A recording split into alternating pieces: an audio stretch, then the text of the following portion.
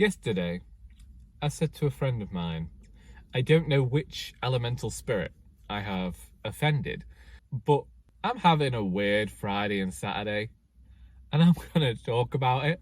I wanted to record this video on Wednesday. It didn't happen. We'll get into why later on, because it's not really that important in the grand scheme of things, or maybe it is important. I don't know, maybe we should attach more importance to things that we find important. I don't know. Anyway, also apparently have to stop calling ourselves we. Wait, Wednesday. Wednesday was Poems and Pints. That was it. It was Button Warehouse. We'll just go sequentially, shall we? Last weekend, I started writing the beginning of a new novel whilst I was stood at the till.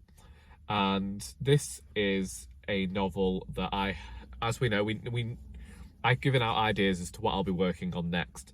And whilst I was stood there, suddenly the idea of the beginning came into my head. And I wrote it. I had actually started on the Thursday when I went to the library for the final writers group of the start of the year. Found a book, and a line in this book angered me so much that I ended up writing something in response to that. And in writing that, I thought, well, if this is going to be the beginning of something, it needs to go somewhere. And that gave me the first scene, which is actually based on something that happened in the shop a few weeks ago. Anyway, from there, I ended up spurred on to write more.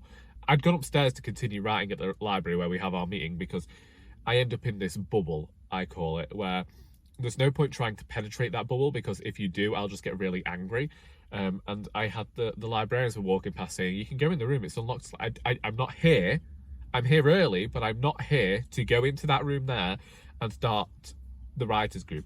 Then the caretaker's in there and he's talking to me, and I'm like, literally, none of you understand. Where are my writers? Where are my writers? Because they will understand what I'm going through. I need you all to leave me, they were asking me questions like, I'm not here. I am not present in this moment. I am over here in a fictional world. You are talking to me. You're literally, it's like voices across borders at this point. You're speaking the wrong language because I'm over here in another world. Go away. Luckily, when the writers got there and I explained the situation to them about how I was actually trying to recalibrate to being no longer in fiction land in the real world, they gave me minutes. Writers group went rather well. I was impressed by all of the work there, and I read the worst poem of the day, which is actually rather good. It helps us to gain some humility. There it is again with that multiple pronoun. I need to stop using that because people keep asking me, who's this we, who's this us? And I'm like, it's just me. I just use the royal we a lot, apparently. So from there, I came into work on the Friday and I wrote, and I kept going back to this and writing this scene over a few days. Was in work on Monday, and then Tuesday was heavily focused on reading more of the books of Jacob, and then I started planning, and then I finished the plan on the Wednesday, but it did take me the entirety of Wednesday because I've had ideas in my head of the main points of this novel and the climax, and I just needed to figure out the structure of it all and the way it was going to all weave together. And remember that you don't have to give out all the information in the beginning of a book. So that was Wednesday. Get into Wednesday night, obviously Poems and Pints happens. Because I've developed this reputation of being somebody who reads a lot of poetry where people die, or well, not people die, but animals getting maimed and mutilated, or stuff happening to animals, basically, because I'm writing these farming poems and that'll come up sometimes. I thought, well, I don't want to read that again. And I had written a poem, which is a mixture of English and Italian, about my journey learning Italian, and also the Italian woman who is helping me, is having conversations with me most weeks. And it was called Divento una gazza, which means I become a magpie, which was one of the lines in English from the poem. And one of the owners of Button Warehouse is also a photographer, and he was taking photos the entire night. They don't seem to be available anymore, but for the seconds that I saw them, there was one where I started speaking Italian and my arm did this flourish, and it was so that I was kind of remembering the pace and not to try and rush through, but it does just look like I'm absolutely angry how thrust out my arm is. I don't like having photographs taken of me at the best of times, but I found this humorous. The second one, I read a poem about my grandmother's love of donkeys, and before that I'd kind of done this spiel to get people laughing because I need that reaction to almost settle myself into the ability of reading the poem, and it's part of my process. Anyway, guest poet that night was Helen Kay. We swapped books, and there was another poet there, Carol Initial Forrester, who also has a poetry collection out, so we swapped books as well. Moving on into Thursday. I had taken a lot of books from the shop on Monday. I went home with 18 books on Monday, and I said this to my father, and he said, well, now you need to get rid of 18, don't you? I was like, do you know what? Don't challenge me, father, because I will do this. And so I decided that I would go through my shelves and see the stuff that I wasn't interested in or the stuff that I'd read and I didn't like. And I did that. But I also decided that I was going to lift an entire bookcase, the bookcase that I usually use as a tripod for my videos. And I didn't take any of the books off it because I thought, well, I'm only going to move it a few feet this way. Anyway, completely jarred my back, was unable to move, and I ended up just frozen in place. And the dog was in my room at the time, and she's getting concerned and jumping at me. I'm like, this is not the time, Sally. I'm gonna need you to calm down. Honestly, camera stopping working on the when I don't have much time to record on a Saturday, not fun. I actually have to get to the supermarket and acquire my manager a birthday present and card. Haven't done that yet. Anyway, after jarring my back, I was concerned I wouldn't be able to come into work yesterday. However, I did. I took some strong painkillers, and there are still twinges, but I'm basically okay now. I keep forgetting that I'm older and that I'm already arthritic, and that things that I did in the past I probably shouldn't be doing now. Anyhow, that happened, and yesterday in work was a really weird day that had me ranting at Charlie so much that I am the most apologetic I have been in a while, because I didn't just rant once or twice, but 3 times. And the first time I ranted, I said I needed to rant because usually if I vent about these things, I can get over them. So I'll mention this rant. So a customer came into the shop. I was chatting to my volunteer at the time as I was putting books out. The volunteer happened to mention the town in which I live. And this woman decided to interject, well, that's gone downhill since they allowed all the poor folk to move in. I was like, all right, classist. Also, reliably poor over here. Just because I work in a rich, often middle-class town, I can't afford to live here. And it does not mean I have the money. I don't have the means or the money to live here. But thanks for mentioning your hatred of the poor. Fine, whatever. I happened to mention it wasn't as bad as another town, making a joke, because I actually quite like the other town. I'm not going to mention the other town right now. But then she decided that she would say, well, that's gone downhill since they allowed, and then she said a rather racist term in. And then tried to say she wasn't racist, but there were a lot. And I thought, well, firstly, you've used a racist term, so technically racist.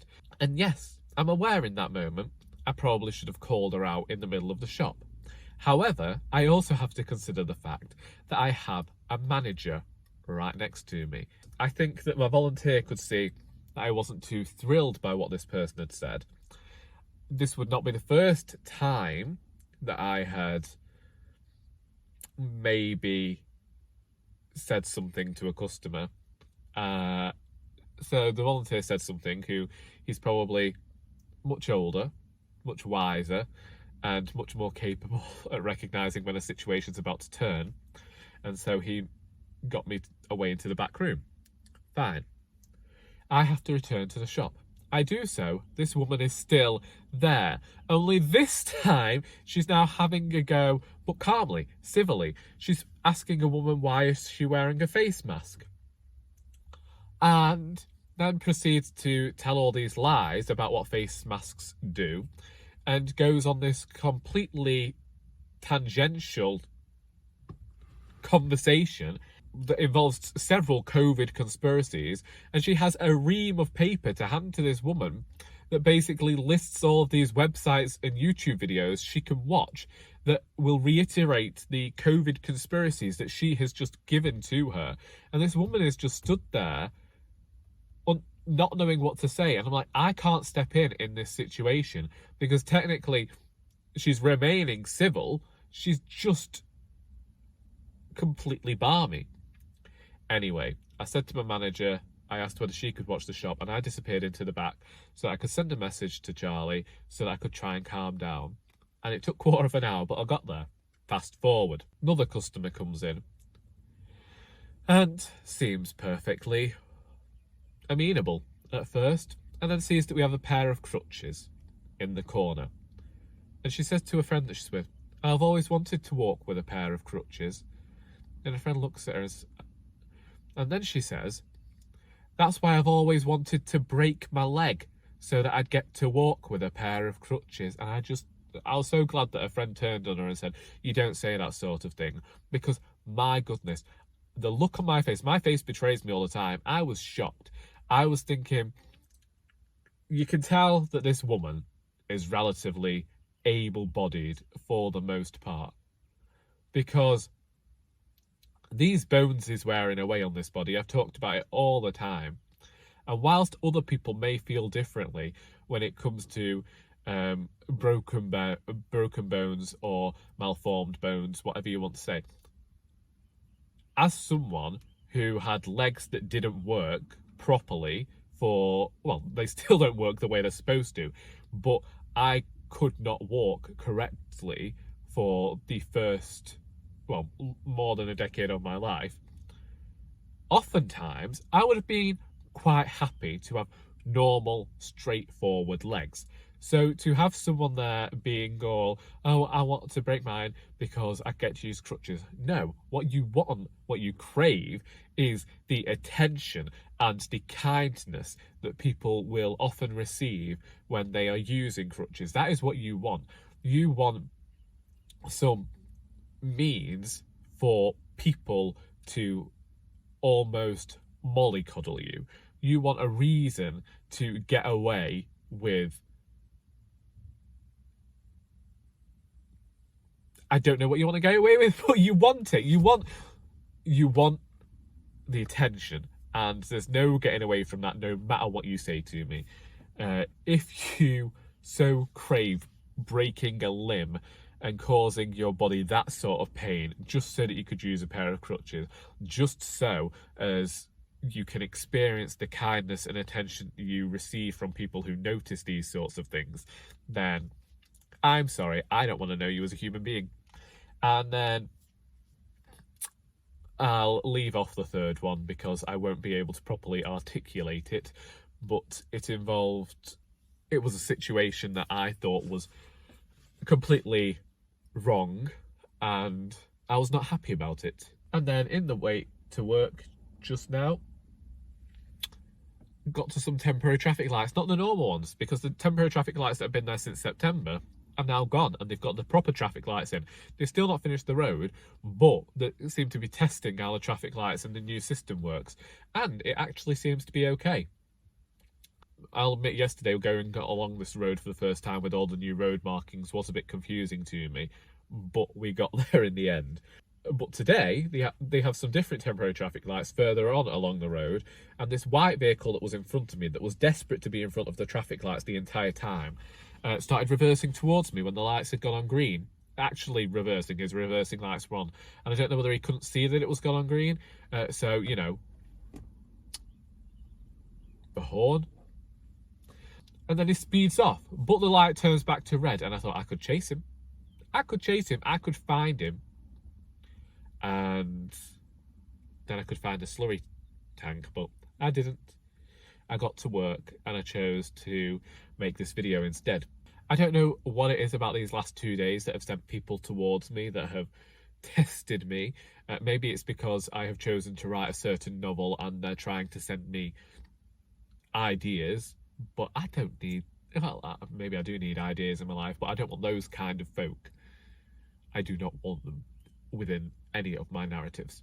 I'm planning on doing a Q&A because I have been learning Italian for 2 years this week. So if you have any questions about that journey, that process, or, well, anything to do with the learning of another language or the learning of Italian specifically, do get in touch with me. Do ask your questions so I can have some answers and I can put a video together and it will hopefully be something.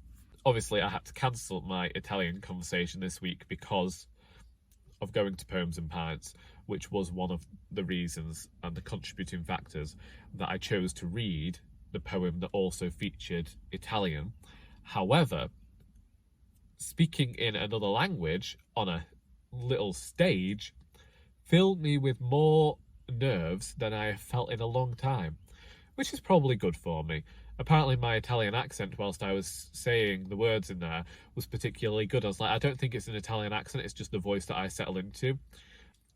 Questa è gallo, questa è portocolare, questa è piccola, ma questa è bella. Sì, sì. Just some of the words that usually get said here on a Saturday when the Italian lady's choosing to keep things simple for me. Reading-wise, I finished reading Remote Sympathy by Catherine Chidgy. Both Charlie and I finished that last Sunday. And I still have not put a video together about that book. I was not favourable towards it. It irked me a lot more than other books have. I'm not sure whether it's where it stands in terms of The Exhibitionist yet, because both of them were irksome, but this was one where I looked at it and I thought, good book club book. It'll raise a lot of questions and it'll have a lot of conversation starters in there, but a conversation starter's really enough in the grand scheme of things when it comes to a piece of fiction. And television-wise, I've just been rewatching Bob's Burgers. I don't watch much television as it is, and at night when it gets to about 10 o'clock I switch over to Classic FM, as I've said, and sit and read. Or I've got into a game on my phone, and I know I've mentioned this before. I've been in and out of the moment of deleting it and what have you, because I always reach a moment where I think, no, I'm fed up with this now, and I'm getting close to that. There's adverts all the time. It does stuff to try and keep you on the app longer. It uses the battery up on your phone, and it seems like a waste of time, which is when I get to the point where I'm like, how much time have I wasted? I'm not going to last much longer. Was there music? Was there any new music this week that I listened to? Oh, there was. I can never figure out how to say her name. Fausia? Fuser? It was a song that kept appearing called R.I.P. Love, and she was releasing snippets of that, and then the full song is out.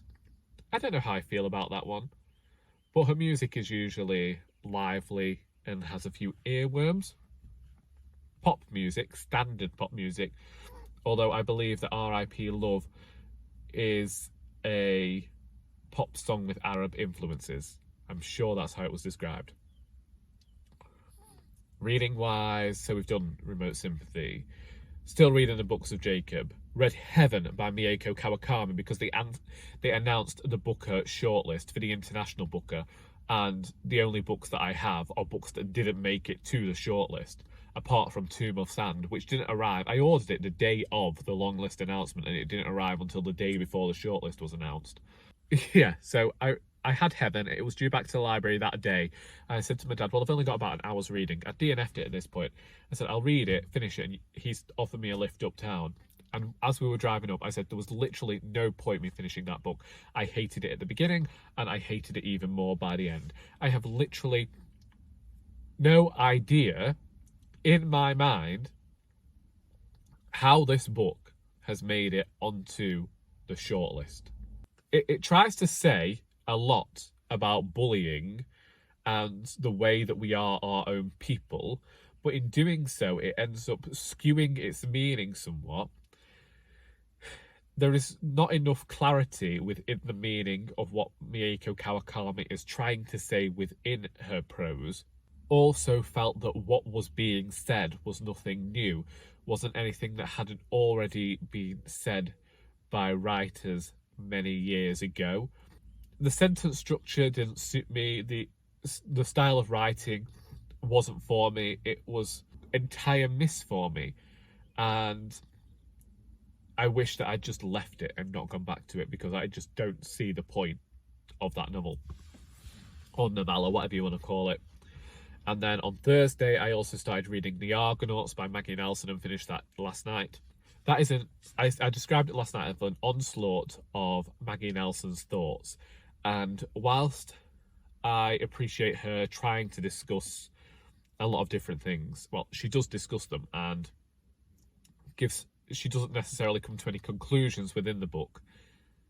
I would have preferred more focus and a lesser load of disparate pieces trying to jigsaw them together, because nothing seemed to be discussed with any depth.